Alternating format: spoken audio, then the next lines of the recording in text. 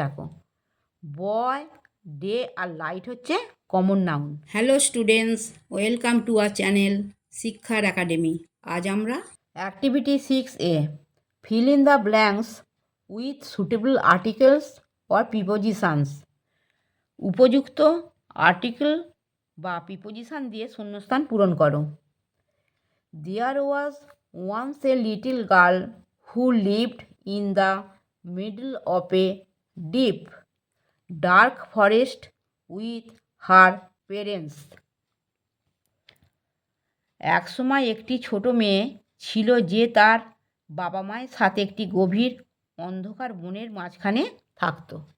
Activity 6B, classify the nouns given below and place them in the proper columns. নিম্নলিখিত নাউনগুলিকে শ্রেণীবদ্ধ করো এবং উপযুক্ত স্তম্ভে রাখো। দেখো, লাইট আলো, ডে মানে দিন, পেশেন্স মানে হচ্ছে ধৈর্য, লস মানে হারানো, বয় মানে বালক, সাইট মানে দৃষ্টিশক্তি। এইগুলো দিয়ে তোমাকে কোনটা কমন নাউন, এই ওয়ার্ডগুলো যেটা কমন নাউন সেখানে কমন নাউন জায়গায় বসাতে হবে, আর যেটা অ্যাবস্ট্র্যাক্ট নাউন সেখানে তার নিচেই বসাতে হবে।